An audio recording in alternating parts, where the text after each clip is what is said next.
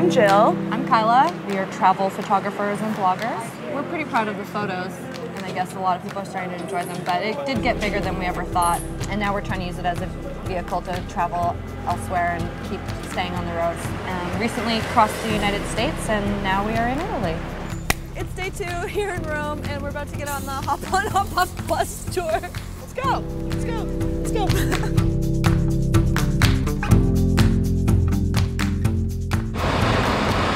Just hop off. Oh, wedding. Okay. So we're here in the heart of Roma. This is the Colosseum. Yeah, call him how I see him.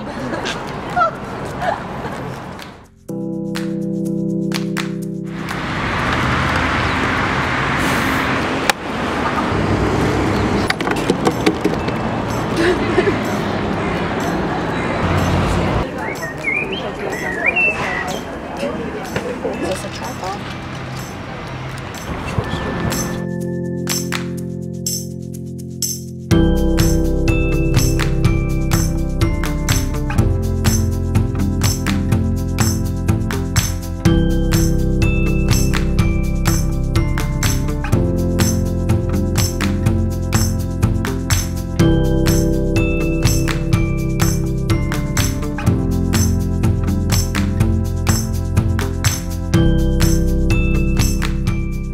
Things happen on your second trip to Rome.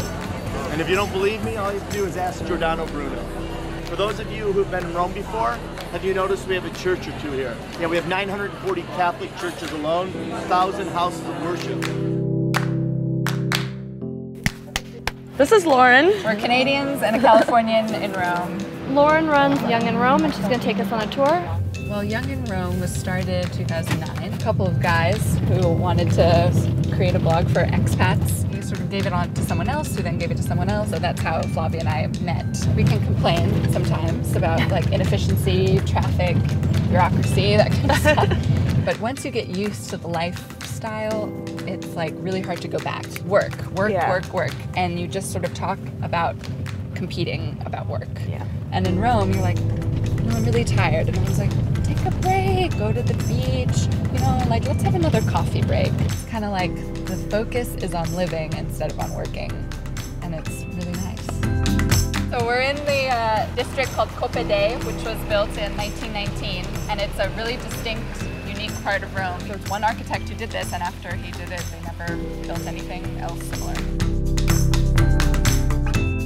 This is the Fontanone, which means the big fountain. It's like getting more famous now because it's in the initial scene of La Grande Bellezza, which is the Italian film that just won the Oscar. Oh. It's a fountain basically dedicated to water, glorifying water.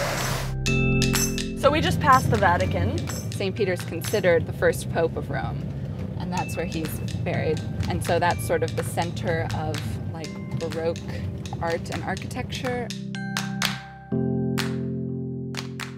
Tell us about the Pantheon. It was also built by Emperor Hadrian as a temple to all the gods. Pantheos means all the gods. But it's the largest unsupported dome. But they use like different kinds of stone that got lighter at the top, like pumice stone at the top, and then thicker stone at the bottom. So the bottom of the dome is thicker, then it gets thinner, and they use lighter materials, and that like distributes the weight. This is the hole where St. Peter was supposedly crucified. Right there, they put the cross in, and then they built this whole church around it. St. Peter, Christ supposedly said to St. Peter, "You are the rock on which I will build my church." Cobblestones in Rome are called San Pietrini, which is little St. Peter's. Here we are at Monte. This is the central piazza, where everyone, as you can see, just like comes and hangs out from like late afternoon till past midnight when it's warm. But it's warm. Well, thanks so much for taking time so much. It's really nice to meet you guys. Go this way. Okay. Ciao.